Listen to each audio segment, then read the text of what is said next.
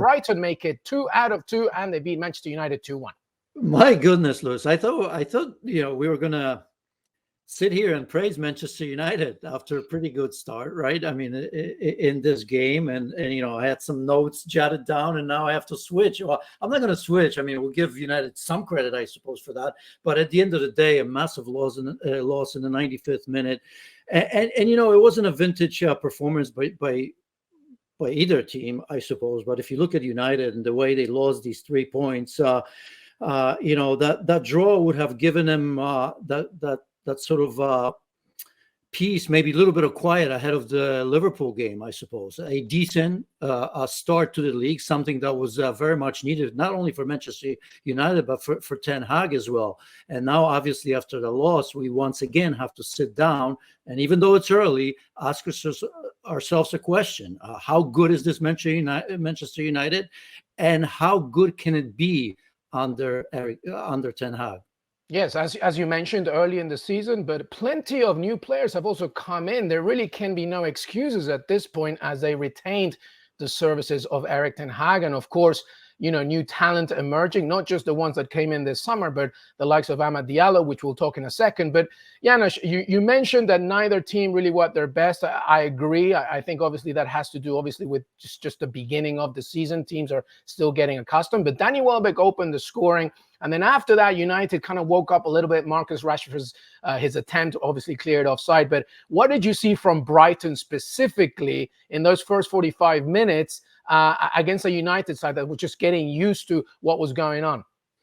Well, I think that's the difference between the two clubs in approach, and maybe we'll get to United a little bit later. But if you look at Brighton, they have a clear identity, and it makes no difference who the manager is. If it was Graham Potter, if it was De Zerbi, if it's now 31-year-old Fabian Hürzeler, they come in, they don't change, and the team has changed, right? I mean, significant players have left. Pascal Gross is a massive loss. If you look at him statistically, not just in the Premier League but in Europe, he's one of the best, right? Now, granted, that Brighton have spent £200 million, which is absolutely crazy. I think second only to Chelsea, I would imagine. I didn't even look who the first one is, but I know they're second. Obviously, they have some players coming in. Matt O'Reilly from Celtic is going to be another one in the center of the pitch that may fill that void. But this is the same thing, and the difference was vast, regardless of the result here. And that's why I still have some issue with Eric Ten Hag, because that's the difference. I mean, this is a Manchester United that was pragmatic for the most part. Yes, of course, they scored a goal. They could have won it. They've had their chances. So did Brighton. That could have been much, much different. And my conversation, I think, would have been a little bit different, more positive about Manchester United. But I still think I would be talking to you and asking you the same questions about the future of Manchester United under Ten Hag, because he is pragmatic, right? For me, Manchester United has to be expensive. For me, Manchester United has to be entertaining. For me, Manchester United has to be the team that's appointment viewing. And you tell me, regardless how that ended, say that ended 1-1. Did you see that? Because I saw Brighton, that high press, that try to go forward. They're still figuring things out. As I mentioned, they've brought a number of brand new players. So did United. But I saw a team that high pressed, that combined pretty well against Manchester United team that for the most part was happy with the result and was just playing on the counter. And I look towards the future, and I just think that Manchester United has to do more. And I'm just not sure that Eric Ten Hag and his philosophy in general is a great fit for Manchester United. Which is an incredible thing to say when you compare specifically what they did against today's opponent. You mentioned identity under Brighton, and clearly this club knows who they are and what they need to do. 200 million and over obviously spent on players, but they also got rid of a lot of players. So there was a bit of a transaction there. To your point, Eric Ten Hag, this is not his first season. There was complications and questions whether he was going to return. He did. He's got more players. You mentioned a good question there. Did we see anything from them? I'm just going to give you some names here from an offensive standpoint. Bruno Fernandes, Marcus Rashford, Mason Mount, Diallo, Xerxes, Alejandro Garnacho, Anthony. I mean, with that kind of talent, it's just not good enough, right, Janusz? I mean, even early in this season. And is it a here we go again? Should Manchester United fans fear about what the outcome of this season may be? Well, my fear is, look, I mean, even in these two games, I think it's, they looked a little bit more solid, obviously, right? They didn't look great against Fulham at home or here, but they looked a little bit more solid. But, it worries you towards the end, that sort of goal you give up with three players wide open in the 95th minute of the game, after you bring on De Ligt and McTominay, right? So you're playing five in the back for the most part, and you have McTominay that can protect that. That initially started on a set piece, and João Pedro scores, tap-in for the most part, right? And there were two other players that could have done the same. But that happens. That's 1 minute. That doesn't define the entire season. But see, this is what I think about Manchester United.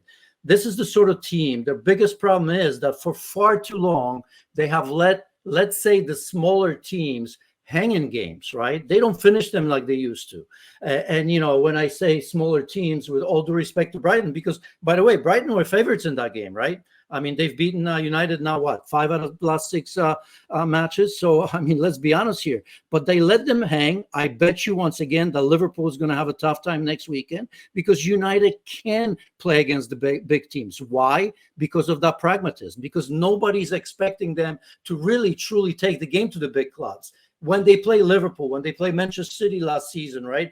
I mean, it's almost okay to sit back and allow the other team to have the ball, because we all understand that United are nowhere near their best. So being defensive in those games and then counter and get a result, it's okay. But it's these type of games that I think the next step has to be for Manchester United to be what Manchester United once was. And that is to take care of business against these teams like Fulham and Brighton with no worries. And here we are again. So I know it's very early.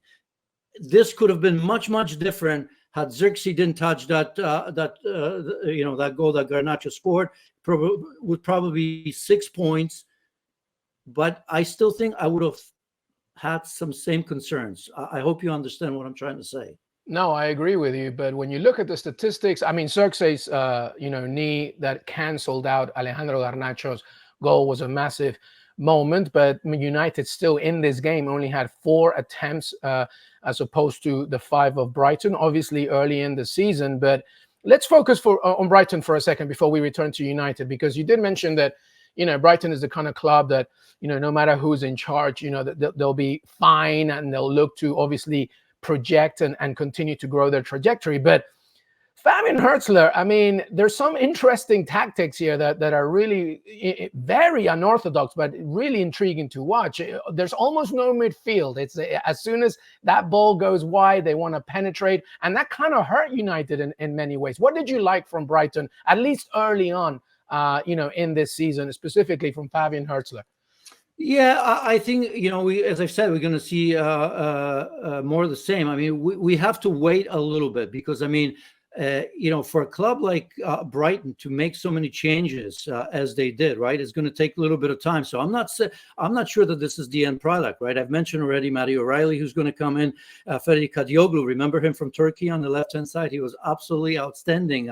He's coming in. Jorginho Rutter, another player that's got to be integrated. Mats Wiefer, right? I mean, he wasn't available today, but normally he'll play in the center of the pitch. So there's a number of players that I still think maybe that midfield today, even though it didn't look like a lot was going through it, I think when it's all said and done, you're going to see once again Brighton squeezing players in, that high press, winning a lot of balls in the midfield, and that one-touch play. So as I've said, no matter who comes in, the identity is absolutely there. They do have a little pace in the wide areas. We saw Mitoma, who was outstanding, missed a lot of the season. Today he was just average, but I think that's going to change. Minte looked dangerous just about every time he touched the ball, although obviously not a finished product just yet. So I mean, I think it's more of the same. That's never going to change. Those players have to learn the system very, very quickly, or they're going to be moved on, and we're going to see that season in and season out for them. I was just surprised the amount of money they spent so far, because usually it's the sort of team that will sell more and buy less. Finally, your last point on Manchester United. What needs to happen here? I mean, you mentioned obviously they do well against the big teams, but consistency is the key. This isn't a pick and mix Premier League. You can't just select the teams that you're going to do well against and then do poor against others. What do they need here? I mean, there's reports that Manuel Ugarte, the Uruguayan midfielder, will come in. Is that going to be helping a little bit? What do you think needs to happen for Eric Ten Hag and United to get results now? Not next season, not in a few months, now. What needs to happen? I just think that the exists, especially the attacking players, develop that. As I've mentioned, I don't want to see Manchester United, well organized on the counter and letting teams stay in the game. So very, very quickly, key players have to get better and better quickly. And now, again, Rashford, nothing special once again. Bruno Fernandes taken out. Oh, that's okay. That happens. He's by far the best player, no questions asked. But what you said, Diallo's been good. I think he needs to grow up very, very quickly. Mason Mount, another question mark to Rashford, because I'm not sure if he's going to get better. The likes of Mainu, yeah, it's all great and say that they're young, but these young players, as we see from other teams, have to make an impact immediately. What's Garnacho's role? What's happening with Jadon Sancho? Move him on quickly. McTominay comes in. To many, including me, feels like it's a serviceable player, but he may be with Napoli, with Billy Gilmore, by the way, together, who play for Brighton today. So I just think, because otherwise, I don't foresee Manchester United all of a sudden last moment buying two great stars who are going to come in and undeniably take over this team. So you're talking to players like Xerxes. I'm not giving him a lot of time. I know it's maybe unfair, but that's what needs to happen. This is Manchester United, so they've got to be scoring goals. Højlund, when he comes in, he's got to show us that he's more than just a dangerous player that may score 10 or 12 goals a season. So I just think accountability from the players that they have, and Eric Ten Hag, I don't think we'll have a lot of time to prove that. He either proves it very, very quickly, or once again, we're going to be looking at another manager.